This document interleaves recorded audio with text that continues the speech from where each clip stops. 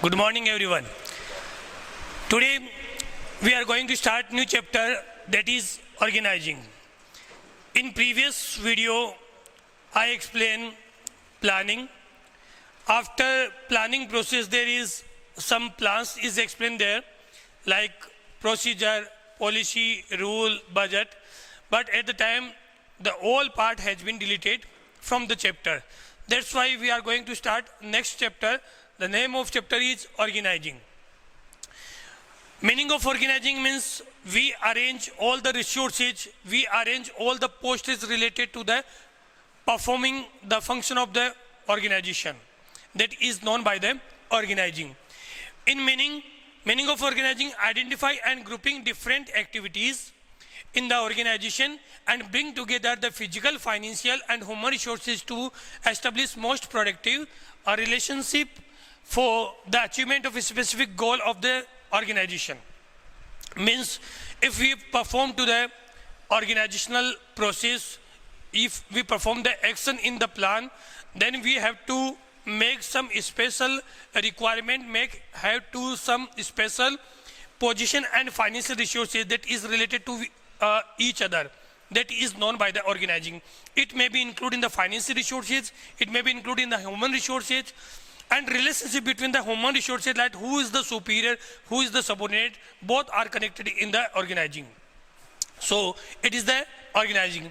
And the definition of the organizing, according to Henry Fayol, to organize a business is to provide it with everything useful to its functioning, like raw material, machine, tool, capital and personnel. All are included in the organizing. आपको पता ही है, Henry Fayol ने management को जितना better explain किया है उतना better किसी ने एक्सप्लेन नहीं किया. इसीलिए अपन लोग कहते हैं ट्रेडिशनल मैनेजमेंट के अंदर who is the father of management, Henry Fayol. उसके बाद आप लोगों को मैंने बताया था, इन ट्रेडिशनल मैनेजमेंट की बात की मैंने. और वैसे अपन लोग साइंटिफिक में लेते हैं F.W. टेलर को. चलिए वो अपना टॉपिक नहीं है, अपन अपने टॉपिक पे आते हैं. तो ऑर्गेनाइजिंग के अंदर आप लोगों को पता लगा कि कौन कौन से, जैसे मान लीजिए अपन को एक फंक्शन है परफॉर्म करना, को वर्क परफॉर्म करना है. एक स्कूल की बात कर रहे हैं. अब स्कूल के अंदर अपन लोगों को क्या करना होता है कि सबसे पहली पोस्ट होगी वो मान लेता हूँ चेयरमैन है, फिर डायरेक्टर्स हैं, फिर अपन लोग कह सकते हैं प्रिंसिपल पोस्ट है. प्रिंसिपल पोस्ट के बाद अपन कहते हैं कोऑर्डिनेटर्स हैं. कोऑर्डिनेटर के बाद अपन कहते हैं कि क्लास टीचर्स हैं. क्लास टीचर्स के बाद में अपन कहते हैं टीचर्स हैं. तो ये अब यहाँ पर कौन कौन से सब्जेक्ट टीचर की रिक्वायरमेंट होगी. उसके बाद में क्लास टीचर कितने होंगे, हर एक क्लास के अकॉर्डिंग कोऑर्डिनेटर कितने होंगे, कितनी क्लास को एक पर्सन कोऑर्डिनेट कर सकता है. और प्रिंसिपल की रिक्वायरमेंट देखेंगे और उसके अकॉर्डिंग ये पूरा जो प्लान अपन ने बनाया है top level to low level, इस प्लान को मार्केट अपने वर्क को स्मूथली रन करने के लिए जो ह्यूमन रिसोर्सेज के अपन ने चेन सिस्टम बनाया है उसी को अपन लोग क्या कहेंगे ऑर्गेनाइजिंग के अंदर इंक्लूड करेंगे. इसी कंसेप्ट को ऑर्गेनाइजिंग में इंक्लूड करते हैं. तो major process of the organising, organising के अंदर यदि अपन प्रोसेस की बात करते हैं तो मेजर कौन कौन सी प्रोसेस होगी वो देखिएगा. In organising process there is total major 4 point include. Number 1 is identification and division of work. Number 2 departmentalization. Number 3 assignment of duties, and last one is establishing reporting relationship. Number 1 identification and division of work. Identification of division of work means when we start to making the organizational structure, then first we have to identify the working performance condition कि कौन कौन से work अपन को perform करने. जैसे मुझे पता है कि मुझे क्लास में टीचर्स चाहिए. मान लीजिए कि 11th या 12th क्लास की बात करते हैं तो एक अकाउंट की टीचर की बात हुई, एक BS के टीचर की बात हुई, इंग्लिश, हिंदी, फिजिकल एजुकेशन, इसका मतलब ये टीचर्स चाहिए. अब इन टीचर्स के ऊपर अपन ये कह सकते हैं क्लास टीचर होगा, इनके ऊपर अपन कह सकते हैं कोऑर्डिनेटर है, प्रिंसिपल है. तो ये पोस्ट अपन लोगों ने पहले डिसाइड किया कि क्या अपन लोगों की रिक्वायरमेंट होगी. हर एक वर्क को छोटे पार्ट में डिवाइड करना, ये भी ऑर्गेनाइजेशन है. जैसे मान लीजिए फर्नीचर बनाना है, फर्नीचर के अंदर अपन लोग बात करते हैं टेबल या चेयर बनानी है. अब टेबल या चेयर बनाने का काम एक ही पर्सन को दे दिया कि आप एक टेबल बनाओगे और दूसरे को दे दिया आप चेयर बनाओगे. ऐसे हर एक बंदा काम करेगा, परफॉर्मेंस कम आएगी और बेटर रिजल्ट नहीं मिलेगा. अपन लोगों ने क्या कर दिया, उस टेबल के पार्ट को डिवाइड कर दिया अलग अलग कंडीशन में। लाइक एक पर्सन क्या करेगा, उस वुड की लकड़ी की कटिंग करेगा, उसका काम ही रहेगा सिर्फ कटिंग करना। दूसरा क्या करेगा, उसको असेंबल करेगा, उनको जोड़ने का काम करेगा। तीसरा उसका पॉलिशिंग करेगा। फोर्थ उसको क्या करेगा, मार्केट में सेल करने के लिए लेकर जाएगा। फिफ्थ ऑर्डर लेगा। सिक्स सेल्स का काम करेगा। सेवन उसका कैश कलेक्शन करेगा। 8 प्लान बनाएगा कि कैसे अपन प्रोडक्ट की सेल को इंक्रीज कर सकते हैं। ये सारे फंक्शन अलग अलग पर्सन को डिवाइड कर दिए। अब जो क्या कर रहा है, सिर्फ वो कटिंग कर रहा है, वो उस वर्क में एक्सपर्ट होगा, क्योंकि स्पेशलाइजेशन आएगा, वो बार बार भी एक ही काम करेगा, धीरे धीरे उसमें एक्सपर्टाइजेशन आएगा, स्पेशलाइजेशन आएगा, और उस वर्क को वो इजीली कंप्लीट कर सकता है। इस तरीके से उसमें एक्सपर्टाइजेशन बनेगा और वर्क इजीली परफॉर्म करेगा। इसलिए अपन लोगों ने क्या कर दिया, whole work should be divide in a small task, that is division of work. First principle भी बताया था। तो पहले अपन ने क्या कर दिया, टोटल वर्क देखा, स्कूल रन करनी है। अब स्कूल रन करनी है तो अपन लोगों ने देखा कि कौन कौन सी क्लासेस चाहिए अपन को। जैसे मान लीजिएगा कि 1 to 5th की क्लास रन करनी है। 1 to 5th के अंदर टोटल अपने पास में 5 क्लासेस हुई, एक प्रिंसिपल केबिन, एक चेयरमैन केबिन और एक अपन कह सके एडमिन ब्लॉक। तो 5 + 3 8 रूम्स अपन को रिक्वायरमेंट है। फिजिकल रिसोर्सेज की बात कर रहा हूँ तो उन फिजिकल रिसोर्सेज की आप लोगों ने पहले स्टडी की। 5 classroom and 3 extra room, means 8 room required for the running 1 to 5th class each। किसी भी स्कूल के अंदर 1 to 5th क्लास रन करनी है, 8 रूम की रिक्वायरमेंट। तो ये बिल्डिंग के अकॉर्डिंग अपन लोगों ने रिसोर्सेज देखा। तो ये जो पेपर वर्क हो रहा है, जहां पे आप प्लान बना रहे हो कि क्या क्या रिसोर्सेज रिक्वायरमेंट है, उसी को ऑर्गेनाइजिंग अपन लोग बोलेंगे। That first one we have to identify and division of the work, and work is divide according to the requirement of the physical resources, that is 5 + 3 according to classroom and according to teachers के according बात करोगे तो देखिएगा हर class में one time में एक teachers की रिक्वायरमेंट है, मतलब 5 टीचर्स तो ये चाहिए। एक चेयरमैन होगा और एक प्रिंसिपल होगा। एक एडमिन ब्लॉक में बैठेगा, मतलब 8 टीचर्स रिक्वायरमेंट है। एक पियोन होगा, एक स्वीपर होगा। एक अपन लोगों को जो ह्यूमन रिसोर्सेज की रिक्वायरमेंट है उसका पहले से अपन ने प्लान बनाया। अभी स्कूल रन नहीं हो रही है, स्कूल स्टार्ट ही नहीं की, अपन तो सिर्फ प्लान बना रहे कि क्या क्या चाहिए। इसके अकॉर्डिंग अपन लोगों ने फाइनेंस रिसोर्सेज की बात की। 5 टीचर्स की सैलरी क्या होगी, पियोन की सैलरी क्या होगी, चेयरमैन को क्या देंगे, प्रिंसिपल को क्या देंगे। हालांकि चेयरमैन तो रेम्यूनरेशन लेता है, उसका कोई काउंट नहीं होता, प्रिंसिपल को अपन जरूर सैलरी देते हैं। तो ये सारी चीजें अपन लोगों ने फाइनेंशियल रिसोर्सेज के बारे में डिस्कशन किया। तो ये जो पेपर वर्क हो रहा है उसी को अपन लोग क्या कहेंगे, organising, and that is the first process that is known by the identification and division of the work. In division of work should be divide in small task. First one is completed. Second one is departmentalization. In departmentalization, we divide according to 2 conditions, according to functional division, and second one is according to functional departmentalization, and second one is divisional departmentalization. देखिए, पहले मैं बताता हूँ आपको divisional departmentalisation क्या होता है। आप लोगों ने पतंजलि प्रोडक्ट के बारे में सुना है। अब पतंजलि क्या एक ही प्रोडक्ट लॉन्च करता है मार्केट के अंदर? पतंजलि के टूथपेस्ट भी आते हैं, पतंजलि की सोप भी आती है, पतंजलि के अलग अलग टाइप्स के आइटम्स आप लोगों को मार्केट में अवेलेबल मिलेंगे।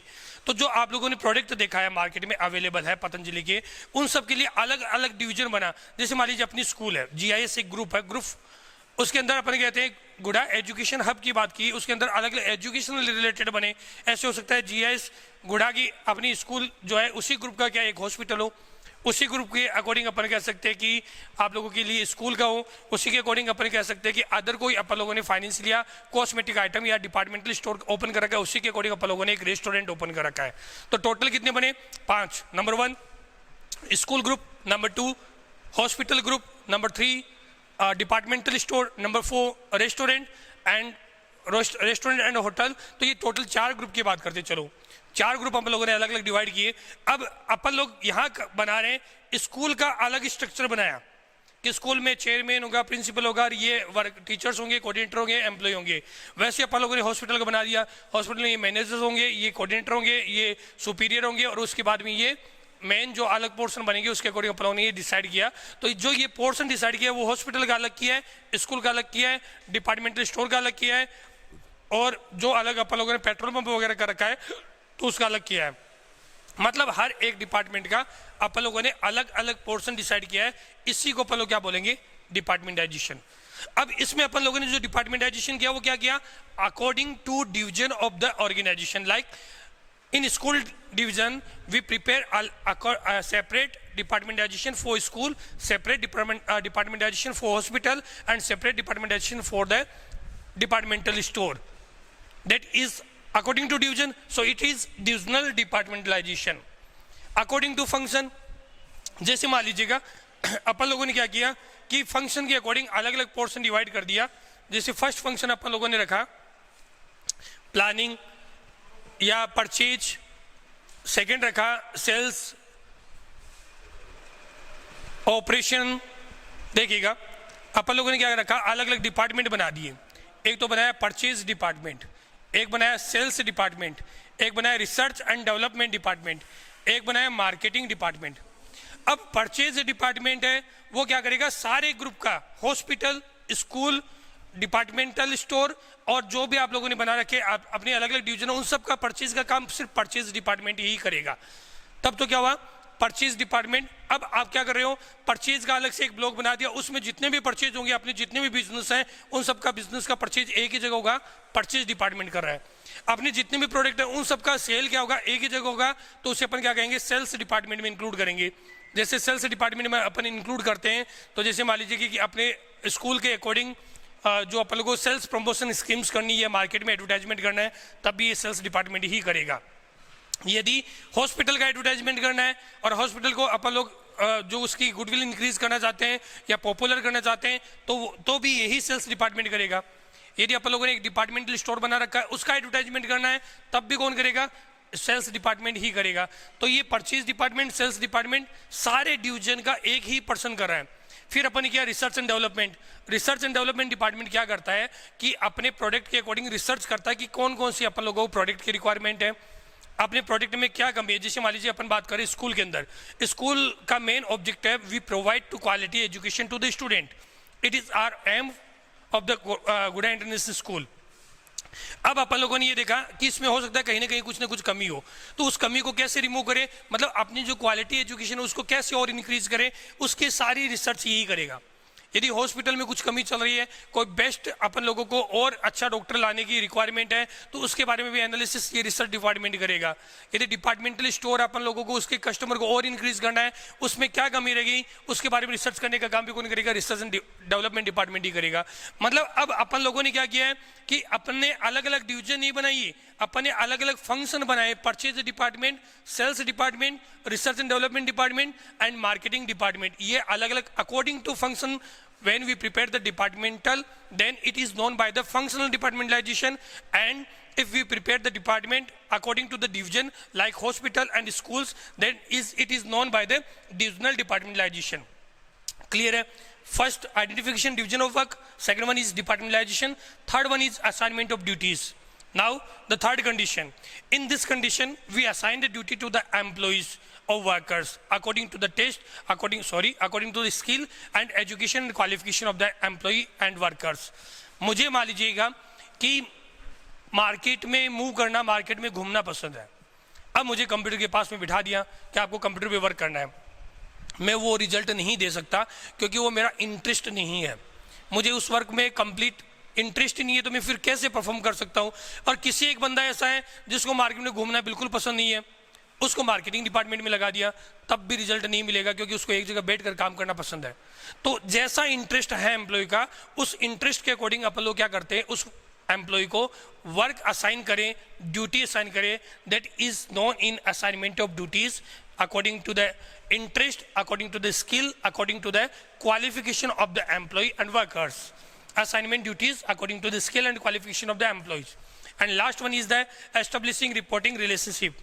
Who is the superior, who is the subordinate, who will report to whom, कौन किसको report करेगा, it is decided in this process. Last one is establishing reporting relationship. देखिएगा इसके अंदर ये डिसाइड होता है कि कौन पर्सन किसको रिपोर्ट करेगा. आप लोगों ने यहाँ डिसाइड किया. अभी मैंने एक वो बनाया था आप लोगों के यहाँ पे फंक्शनल के अकॉर्डिंग डिपार्टमेंटाइजेशन किया था. एक स्कूल का स्ट्रक्चर बना रहा हूँ, ऑर्गेनाइजेशन स्ट्रक्चर, जिसमें आप लोगों ने ये किया कि सबसे पहले चेयरमैन, उसके बाद में अपन लोग कर देते प्रिंसिपल, उसके बाद अपन ने कर दिए अलग अलग कोऑर्डिनेटर्स के बाद में अपन ने कर दिए अलग अलग HODs, head of department. HODs के बाद अपन ने कर दिए क्लास टीचर्स, क्लास टीचर्स के बाद में अपन कर देते टीचर्स। स्कूल का एग्जाम्पल इसलिए ले रहा हूँ क्योंकि आप इस स्ट्रक्चर में रहते हो, आपको इजीली समझ में आएगा। अब ये अपन ने ये डिसाइड किया, यदि इस टीचर को कोई प्रॉब्लम है particular related to a particular class, then he will inform to a particular class teacher related to that class। उस क्लास के क्लास टीचर को इन्फॉर्म करेगा कि आपके क्लास में ये प्रॉब्लम चल रही है। यदि होल ग्रुप को प्रॉब्लम है तो ये क्लास टीचर रिपोर्ट करेगा हेड ऑफ डिपार्टमेंट को, हेड ऑफ डिपार्टमेंट रिपोर्ट करेगा कोऑर्डिनेटर्स को, कोऑर्डिनेटर्स रिपोर्ट करेंगे प्रिंसिपल को, और प्रिंसिपल इन्फॉर्म करेंगे चेयरमैन को। ये जो मैंने स्टेप बताई ये क्या है? Scalar chain. इस चेन सिस्टम के अकॉर्डिंग ये चेन सिस्टम होता है जिसको अपन लोग ब्रेक करके नहीं जा सकते। यदि टीचर डायरेक्ट चेयरमैन के पास में जा रहा है या टीचर डायरेक्ट प्रिंसिपल के पास में जा रहा है तो ये गलत है, क्योंकि प्रॉपर प्रोसेस के अकॉर्डिंग वर्क नहीं हुआ।